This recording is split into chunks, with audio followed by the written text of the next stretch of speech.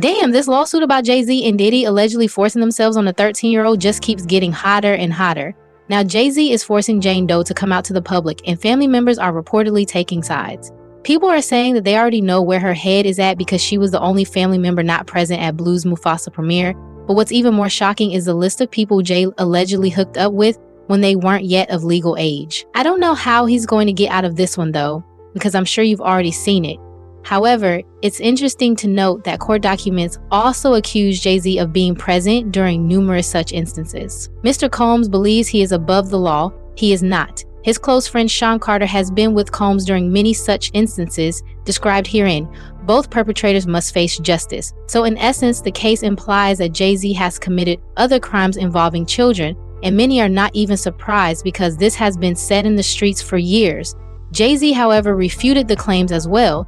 In a statement, he claimed that Tony Busby, the lawsuit's plaintiff, had made a grave mistake by assuming that all celebrities are the same. My heart and support goes out to true, affected people in the world who have to watch how their life story is dressed in costume for profitability by this ambulance chaser in a cheap suit. What he had calculated was the nature of these allegations, and the public scrutiny would make me want to settle. No, sir. It had the opposite effect. It made me want to expose you for the frauds you are in a very public fashion. So no, I would not give you one red penny. You have made a terrible error in judgment thinking that all celebrities are the same. I'm not from your world. I'm a young man who made it out of the project of Brooklyn. We don't play these types of games. We have very strict codes and honor. We protect children. You seem to exploit people for personal gain. Only your network of conspiracy theorists, fake psychics, will believe the idiotic claims you have levied against me that if not for the seriousness surrounding harm to kids would be laughable. He also mentioned a pre-litigation demand letter from the attorney claiming that Tony Busby had blackmailed him into a settlement, to which Tony replied that it was untrue. He posted, Mr. Carter previously denied being the one who sued me and my firm. He filed his frivolous case under a pseudonym. What he fails to say in his recent statement is my firm sent his lawyer a demand letter and never demanded a penny from him since I sent the letter on her behalf. Mr. Carter has not only sued me, but he has tried to harass me and this plaintiff. His conduct has had the opposite impact. She is emboldened. I'm very proud of her resolve. Guess what though? The woman is now being pressured by Jay-Z to come forward in public and wants her name to be made public. Alex Spile, his lawyer, has already submitted court documents requesting that the judge mandate Jane Doe to reveal her identity if she wants to continue the lawsuit, he said. That the woman hasn't provided any evidence to justify her anonymity and that her vague assumptions of potential harm fall far short of the stringent requirements under the law. Alex also wrote, Mr. Carter deserves to know the identity of the person who was effectively accusing him in sense-lied, publicity-hunting fashion of criminal conduct, demanding massive financial compensation, and tarnishing a reputation earned over decades he has never been accused of, let alone engaged in any sexual conduct. Child, let's just say that the move to identify Jane Doe is not entirely sitting well with a lot of people, since they are stating that once she is recognized, it's highly probable that she will be located somewhere unalive. But here's where the story thickens. Allegedly, Solange has been having some opinions about this entire lawsuit, and while there have been doubts about whether this particular case is true, allegedly she also finds it super sus that this case about Jay-Z and a teen is not isolated. Now, for those of you who may not be aware, around 2012, there were allegations that Jay had a 15-year-old mistress who was 4 months pregnant but had the pregnancy terminated over the summer.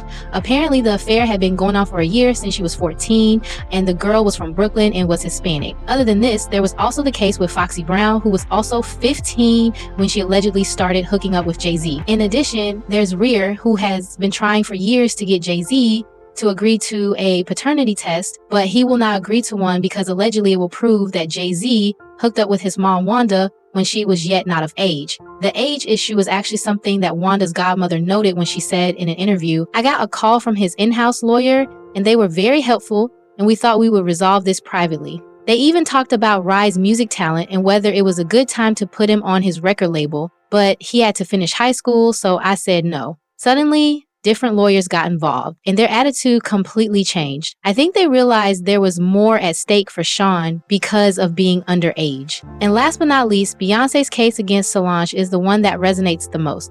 In 2008, Beyoncé disclosed that she was 18 years old when she first met Jay-Z and that they began dating a year later when she was 19. However, the streets and people who lived in those days have long suggested that Jay-Z may have begun pursuing Beyoncé much earlier, and Solange is aware of this as well. Jay-Z allegedly had to stop Beyoncé from talking excessively before she revealed when they first met and began having sexual relations, according to a video that has gone viral. Right into how did two of the biggest names in music even meet? Well, we met a long time ago. Award shows, a lot of different performances. And at what point did the conversation come, hey, do you want to do some music? You know how people, you see each other and you respect each other's music. You know, it's always that conversation, we got to do something. You know that. Right. The time filler. Yeah. You know what I'm saying? When that time filler turns into something. The problem with Solange is that she has always shielded her sister. And this was made clear in 2014 when TMZ published video of her assaulting Jay-Z in the elevator. Although the reason for the attack was never revealed, fans surmised that it had to do with Jay-Z cheating on her sister. After all, Jay acknowledged cheating on her sister, and Beyoncé even included that miss in an entire album when she released Lemonade. But back to Solange's protectiveness. There was even a time when Beyoncé described how she nearly called the police on their father because she believed he intended to harm her. Over the next 2 to 3 years, their relationship has clearly soured, and it is said that Solange was attempting to get Beyoncé away from Jay-Z. I want to thank God for protecting me. Thank you, God. I'd like to thank my Uncle Johnny, who's not here, but he's here in spirit. I'd like to thank my parents, my father, my mother, for loving me and pushing me. I'd like to thank my beautiful husband, my beautiful 3 children who are at home watching. I'd like to thank the queer community for your love and for inventing this genre. God bless you. We all thought it was odd that Solange wasn't part of Beyoncé's new album. It's the kind of sound that's right up Solange's alley. They also noted that not only was Solange not part of Beyonce's project, she had not sent out a single tweet or Instagram post supporting Renaissance. The source also added, I think it's weird for her not to be out supporting Beyoncé. They took a chance on her latest album, Renaissance, and she actually needed everyone to support it to propel it to being the hit note that the insider said. That they didn't have any firsthand evidence of a rift between the two, but they did say, I've heard things about their relationship. I think something is definitely going on between them. Victims potentially, do you think there could be? Thousands. I've talked to hundreds that I deal with still myself.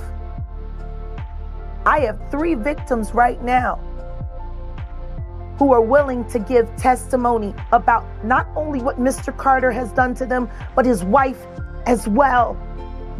They do nasty things. What do you think happened with Kim Keeping people against their will. Putting people on planes while they're unconscious, just like Aaliyah got on that plane. And everyone knows it. The wiretapping of the phones, putting AirTag on children during visits. These are normal practices that these people do. According to Jonathan, he was in a total panic when unmarked police cars pulled over him one day. The threatening people identified themselves as a federal task force. He said that as he sat in the desolate makeshift interrogation room, and while they questioned him, the gravity of the situation became clear to me. Apparently, the feds clarified that they were investigating Jay-Z for allegedly engaging in X-rated activity with Rihanna when she had not yet turned 18 and legally transporting her across international borders. And the feds said she wasn't the only one. There were many others he said. They suspected Jay-Z of being involved, and now there's a lawsuit alleging that Jay-Z coerced the 13-year-old child. It's a lot, and it doesn't seem good, as I mentioned. Do you believe that Jay-Z's situation and all of these accusations caused a split between Solange and Beyoncé? Solange is apparently finished with all of these accusations, and sources claim that she secretly wishes her sister wasn't involved in any of them. Is this the reason she has avoided interacting with them in public, particularly when Jay-Z is around? Please let me know, and feel free to comment on the litigation mentioned as well.